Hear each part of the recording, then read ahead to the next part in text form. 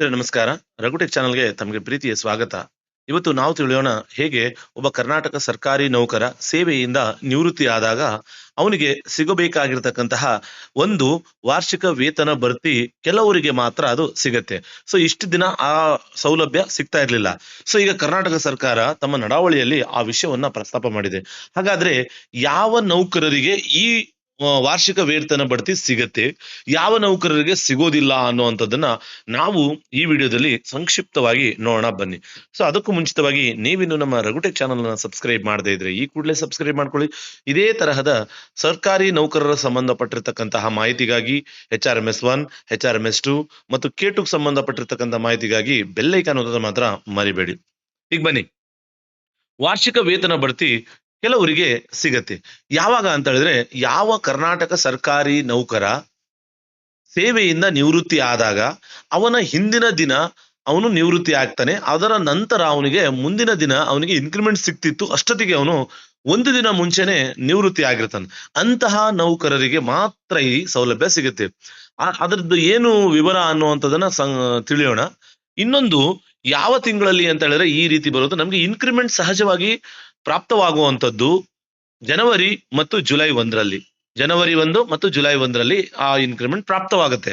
So ಯಾವಾಗ್ಲೂ ಕೂಡ ನೀವು ಗಮನದಲ್ಲಿ ಇಟ್ಕೊಳ್ಳಿ, ಇನ್ಕ್ರಿಮೆಂಟು ಆ ವರ್ಷ ಮುಗಿದಿದ ಮೇಲೆ ಮುಂದಿನ ವರ್ಷಕ್ಕೆ ಸಿಗತ್ತೆ ಹೊರತು ನಾವು ಸೇರ್ಕೊಂಡ ತಕ್ಷಣನೇ ಇನ್ಕ್ರಿಮೆಂಟ್ ಸಿಗೋದಿಲ್ಲ. ಒಂದು ವರ್ಷ ಪೂರ್ಣಗೊಳಿಸಿದ ನಂತರ ಸಂಬಂಧಪಟ್ಟ ನೌಕರರಿಗೆ ಇನ್ಕ್ರಿಮೆಂಟ್ ಸಿಗೋದು.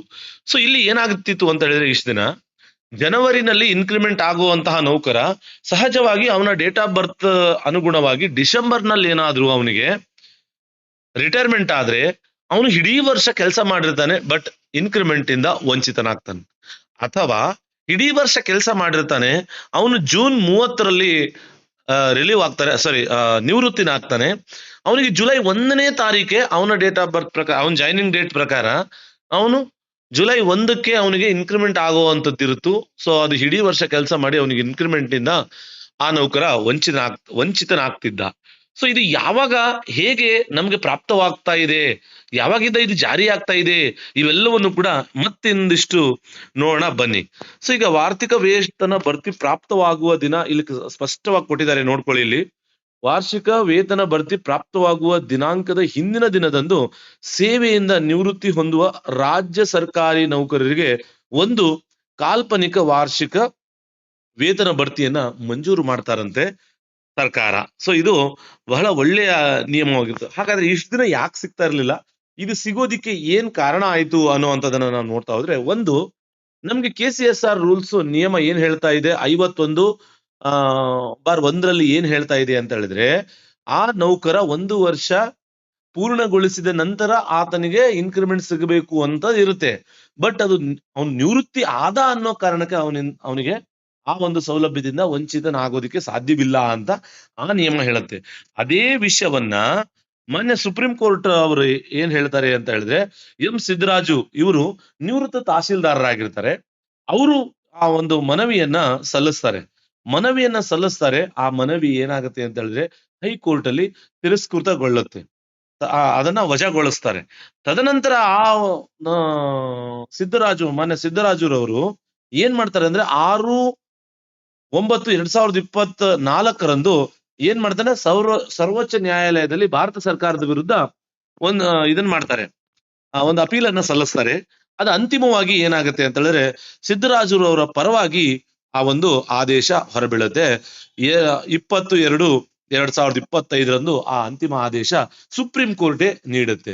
ಏನಂತ ನೀಡುತ್ತೆ ಅಂತ ಹೇಳಿದ್ರೆ, ನಾನು ಆಗ್ಲೇ ಹೇಳಿದ್ನಲ್ಲ, ಆ ರೀತಿಯಾಗಿ ಆದೇಶವನ್ನ ನೀಡುತ್ತೆ. ಏನ್ ಆದೇಶ ಅದು ನೋಡಿಲಿ, ವಾರ್ಷಿಕ ವೇತನ ಭರ್ತಿ ಪ್ರಾಪ್ತವಾಗುವ ಹಿಂದಿನ ದಿನಾಂಕದಂದು ಸೇವೆಯಿಂದ ನಿವೃತ್ತಿ ಹೊಂದುವ ರಾಜ್ಯ ಸರ್ಕಾರಿ ನೌಕರರಿಗೆ ಅಥವಾ ಯಾವುದೇ ಒಂದು ನೌಕರರಿಗೆ ವಾರ್ಷಿಕ ವೇತನ ಭರ್ತಿಯನ್ನ ಮಂಜೂರು ಮಾಡಬೇಕು ಅಂತ ದಿನಾಂಕ 20/2/2025ರಂದು ಆದೇಶ ಹೊರಬೀಳುತ್ತೆ.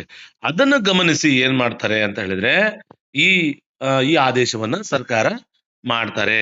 ಸೊ ಇಲ್ಲಿ ಏನ್ ಹೇಳುತ್ತೆ, KCSR ನಿಯಮನೂ ಕೂಡ 51/1ರಲ್ಲಿ ಹೇಳ್ತಾ ಇದೆ. ಏನಂತ ಹೇಳಿದ್ರೆ, ವಾರ್ಷಿಕ ವೇತನ ಭರ್ತಿಯು, ನೋಡಿ ಇದನ್ನ ಸರಿಯಾಗಿ ಗಮನಿಸಿ ನೀವು, ಅದನ್ನು ಗಳಿಸಿದ ದಿನದಿಂದ ದಿನದ ಮರುದಿನದಿಂದ ಪ್ರಾಪ್ತವಾಗುತ್ತದೆ.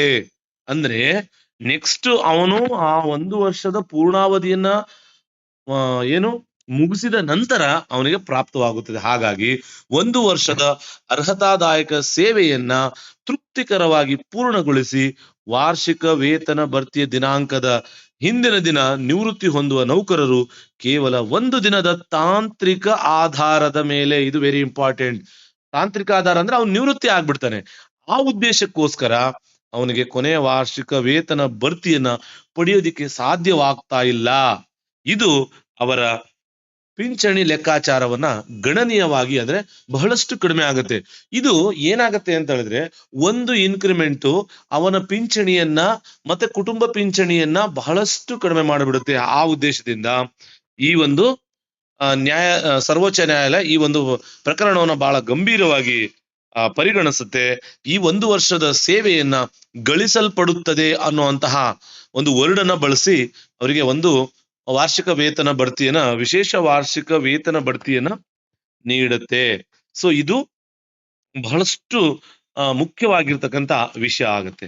ಸೊ ಇದಾದ್ಮೇಲೆ ಯಾವ ನೌಕರರಿಗೆ ಇದು ಸಿಗುತ್ತೆ ಅನ್ನುವಂಥದ್ದನ್ನ ಹೇಳ್ತಾರೆ ನೋಡಿ ಇಲ್ಲಿ. 20/5/2025 ಮೂಲಕ, ಸೊ ಈ ದಿನಾಂಕದ ಮೂಲಕ 30ನೇ ಜೂನ್ ಅಥವಾ 31 ಡಿಸೆಂಬರ್, ನಾನು ಈಗಾಗಲೇ ಮೊದಲೇ ಹೇಳಿದ ಹಾಗೆ ಜೂನ್ 30 ಮತ್ತೆ ಡಿಸೆಂಬರ್ 31ರಂದು ನಿವೃತ್ತರಾಗುವ ನೌಕರರಿಗೆ ಕೇವಲ ಪಿಂಚಣಿ ಉದ್ದೇಶಕ್ಕಾಗಿ, ಎಲ್ಲದಕ್ಕೂ ಬರಲ್ಲ ಇದು, DCRG ಕಮ್ಯುಟೇಷನ್ಗೆ ಇದು ಬರೋದಿಲ್ಲ. ಓನ್ಲಿ ಪಿಂಚಣಿ ಅಂದ್ರೆ ನಮ್ಗೆ ಪೆನ್ಷನ್ ಏನ್ ಬರುತ್ತಲ್ಲ ಅದಕ್ಕೆ ಮಾತ್ರ ಈ ವೇತನ ಒಂದು ಸ್ಪೆಷಲ್ ಇನ್ಕ್ರಿಮೆಂಟ್ ಅನ್ನ ಬಳಸ್ಕೋಬೇಕಾಗತ್ತೆ ಅಂತ ಹೇಳ್ತಾರೆ. ಸೊ ಅದಕ್ಕೆ ಅವರು ಕರೆಕ್ಟ್ ಆಗಿ ಆ ದಿನಾಂಕದಲ್ಲಿ ಕೊಟ್ಟಿರ್ತಾರೆ, ಆದೇಶ ಕೊಡುತ್ತೆ. ಮಾನ್ಯ ನ್ಯಾಯಮಂಡಳಿ ಸಿದ್ದರಾಜುರವರ ಪ್ರಕರಣದಲ್ಲಿ ಹೇಳುತ್ತೆ, ಏನ್ ಹೇಳುತ್ತೆ, ಕೇವಲ ಪಿಂಚಣಿ ಲೆಕ್ಕಾಚಾರದ ಉದ್ದೇಶಕ್ಕಾಗಿ ಕಾಲ್ಪನಿಕ ವಾರ್ಷಿಕ ವೇತನ ಬಡ್ತಿಯನ್ನ ಮಂಜೂರು ಮಾಡುತ್ತೆ ಅಂತ ನಿರ್ದೇಶನ ಕೊಡ್ತಾ ಇದೆ. ಸೊ ಹಾಗಾಗಿ ಇವೆಲ್ಲಾ ಪ್ರಕರಣಗಳನ್ನ ಗಮನಿಸಿ ಏನ್ ಮಾಡ್ತಾ ಇದೆ ಸರ್ವೋಚ್ಚ ನ್ಯಾಯಾಲಯದ ಈ ಪ್ರಕರಣವನ್ನ ಗಮನಿಸಿ ಒಬ್ಬ ಸರ್ಕಾರಿ ನೌಕರನಿಗೆ ಅನ್ಯಾಯ ಆಗ್ಬಾರ್ದು, ಅದರಲ್ಲೂ ನಿವೃತ್ತರಾಗುವಂತಹ ಪೆನ್ಷನ್ ಪಡೆಯುವಂತಹ ನೌಕರರಿಗೆ ಈ ಒಂದು ಸೌಲಭ್ಯವನ್ನ ಕೊಡಬೇಕು ಅನ್ನುವಂಥದ್ದನ್ನ ನಮ್ಮ ಕರ್ನಾಟಕ ಸರ್ಕಾರ ಈ ಒಂದು ಪ್ರಕರಣವನ್ನು ಗಂಭೀರವಾಗಿ ಪರಿಶೀಲನೆ ಮಾಡಿ ಸರ್ವೋಚ್ಚ ನ್ಯಾಯಾಲಯದ ಆ ಒಂದು ಆದೇಶದ ಅನ್ವಯ ಏನ್ ಮಾಡುತ್ತೆ, ಈ ಸ್ಪೆಷಲ್ ಇನ್ಕ್ರಿಮೆಂಟ್ ಅನ್ನ ಕೊಡ್ತಾ ಇದೆ. ಯಾರಿಗೆ? ಅದನ್ನ ಏನಂತ ಕರೀತಾರೆ ಅಂತ ಹೇಳಿದ್ರೆ, ವಾರ್ಷಿಕ ವೇತನ ಭರ್ತಿಯನ್ನ ಕಾಲ್ಪನಿಕವಾಗಿ ಮಂಜೂರು ಮಾಡುತ್ತೆ. ಇನ್ ಬೇರೆ ಯಾವ ಉದ್ದೇಶಕ್ಕೂ ಇದನ್ನ ಬಳಸ್ಕೊಳ್ಳೋ ಹಂಗಿಲ್ಲ. ಮತ್ತೆ ಇನ್ನೊಂದು ಮಾಹಿತಿಯನ್ನು ಅದು ಹೇಳುತ್ತೆ, ಆರ್ಥಿಕ ಪ್ರಯೋಜನವು ಈ ಆದೇಶದ ದಿನಾಂಕದಿಂದ ಭವಿಷ್ಯತ್ವರ್ತಿ ಲಭ್ಯವಾಗತಕ್ಕದ್ದು. ಏನು ಆ ದಿನಾಂಕ ಇದೆಯಲ್ಲ, ಆ ದಿನಾಂಕ ಯಾವುದು ಅಂತ ನಾನು ನೆಕ್ಸ್ಟ್ ಹೇಳ್ತೀನಿ. ಆ ದಿನಾಂಕದಿಂದ ಎಲ್ರಿಗೂ ಕೂಡ ಇದು ಪರಿಗಣನೆ ಆಗತ್ತೆ, ಅಂದ್ರೆ ಜಾರಿಗೆ ಆಗತ್ತೆ. ಇಲ್ಲಿ ಈ ಒಂದು 2ನೇ ಪಾಯಿಂಟ್ಸ್ ಅನ್ನ ನೀವು ಓದ್ಕೊಳ್ಳಿ. ಈ ಇನ್ಕ್ರಿಮೆಂಟ್ ಕೊನೆಯದಾಗಿ ಪಡೆದ ವೇತನಕ್ಕೆ ಸೇರಿಸಿ ಕೇವಲ ಮಾಸಿಕ ಪಿಂಚಣಿ ಲೆಕ್ಕಾಚಾರದ ಉದ್ದೇಶಕ್ಕೋಸ್ಕರ ಮಾತ್ರ ಇದನ್ನ ಬಳಸಬೇಕು ಅಂತ ಹೇಳ್ತಾ ಇದೆ. ಇದನ್ನ ನಿವೃತ್ತಿ ಉಪದಾನ ಅಂದ್ರೆ DCRG, ಕಮ್ಯುಟೇಷನ್ಗೆ ಮತ್ತು ಗಳಿಕೆ ರಜೆ ನಗದೀಕರಣ ಹಾಗೂ ಇತರೆ ಯಾವುದೇ ನಿವೃತ್ತಿಯ ಸೌಲಭ್ಯಕ್ಕೆ ಆ ಲೆಕ್ಕಾಚಾರಕ್ಕೆ ಬಳಸ್ಕೊಳ್ಳೋ ಹಂಗಿಲ್ಲ, ಪರಿಗಣಿಸೋ ಹಂಗಿಲ್ಲ ಅಂತ ಹೇಳ್ತಾ ಇದೆ. ಈ ರೀತಿಯಾಗಿ ಬಹಳಷ್ಟು ವಿಚಾರಗಳನ್ನ ಗಮನಿಸಿ ನ್ಯಾಯಾಲಯ ಮತ್ತು ಈ ಸರ್ಕಾರ ಈ ಒಂದು ಆದೇಶವನ್ನ ಹೊರಡಿಸಿದೆ. ಹಾಗಾಗಿ ಪ್ರತಿಯೊಬ್ಬ ಸರ್ಕಾರಿ ನೌಕರ ನಿವೃತ್ತಿ ಆದ್ಮೇಲೆ ಅವನೇನಾದ್ರೂ ಡಿಸೆಂಬರ್ನಲ್ಲಿ ನಿವೃತ್ತಿ ಆದ ಅಥವಾ ಜೂನ್ ನಲ್ಲಿ ನಿವೃತ್ತಿ ಆದ ಅಂದ್ರೆ ಅಂತಹ ನೌಕರರಿಗೆ KCSR ರೂಲ್ಸ್ 51ರ ಪ್ರಕಾರ ಸಾಮಾನ್ಯ ವಾರ್ಷಿಕ ವೇತನ ಬಡ್ತಿ ಸಿಗತ್ತೆ. ಆದ್ರೆ ಈಗ ಈ ಪ್ರಕರಣ ಸ್ಟ್ಯಾಂಡ್ ಆಗಿರೋದು 51/1ರಲ್ಲಿ. ಸೊ ಆ 1ರಲ್ಲಿ ಏನ್ ಹೇಳ್ತಾ ಇದೆ ಅಂದ್ರೆ, ಈ ಮಾಹಿತಿ ಇವಾಗ ಏನು ಆದೇಶ ಆಗಿದೆಯಲ್ಲ, ಈ ಮಾಹಿತಿಯನ್ನ ಪಿಂಚಣಿದಾರರಿಗೋಸ್ಕರ ಅದನ್ನ ಸಿದ್ಧಪಡಿಸಲಾಗಿದೆ. ಹಾಗಾಗಿ ಎಲ್ಲಾ ನೌಕರರು ಈ ಒಂದು ಪ್ರಯೋಜನವನ್ನ ಪಡ್ಕೊಳ್ಳಿ. ಮತ್ತೆ ಇನ್ನು ಬೇರೆ ನೌಕರರಿಗೂ ಕೂಡ ನಿಮ್ಮ ಸಂಬಂಧಪಟ್ಟ ನೌಕರರಿಗೆ ಈ ಒಂದು ಆದೇಶವನ್ನ ಮತ್ತೆ ಈ ಒಂದು ಮಾಹಿತಿಯನ್ನ ಅವರಿಗೆ ತಲುಪಿಸಿ. ನೋಡ್ರಿ, ದಿನಾಂಕ ಬಂದ್ಬಿಟ್ಟು 4/6/2026. ಹಾಗಾದ್ರೆ ಈ 6ನೇ ತಿಂಗಳಲ್ಲಿ ರಿಟೈರ್ ಆಗುವಂತಹ ನೌಕರರೇನಾದ್ರೂ ಇದ್ದು ಅವರಿಗೆ ಜುಲೈನಲ್ಲಿ ಇನ್ಕ್ರಿಮೆಂಟ್ ಆಗುವಂತದಿದ್ರೆ ಮಾತ್ರ, ಎಲ್ಲಾ ಜೂನ್ ನಲ್ಲಿ ರಿಟೈರ್ ಆಗೋ ನೌಕರರಿಗಲ್ಲ ಅಥವಾ ಎಲ್ಲಾ ಡಿಸೆಂಬರ್ ನಲ್ಲಿ ರಿಟೈರ್ ಆಗೋ ನೌಕರರಿಗಲ್ಲ. ಸೊ ಇದು ನಿಮ್ಮ ಗಮನದಲ್ಲಿ ಇರ್ಲಿ. ಒಂದು ದಿನಕ್ಕೋಸ್ಕರ ವಂಚಿತರಾಗೋ ನೌಕರರಿಗೆ ಮಾತ್ರ ಇದು ಆಗಿರುತ್ತೆ. ಹಾಗಾಗಿ ನೀವು ಪೆನ್ಷನ್ ಕಳಿಸುವಾಗ ನೋಡಿ, ಈ ಪತ್ರ ಯಾರಿಗೆ ಹೋಗಿದೆ ಅಂತ ಹೇಳಿದ್ರೆ AG ಆಫೀಸ್ನವರಿಗೆ ಅದು ಹೋಗಿರುತ್ತೆ.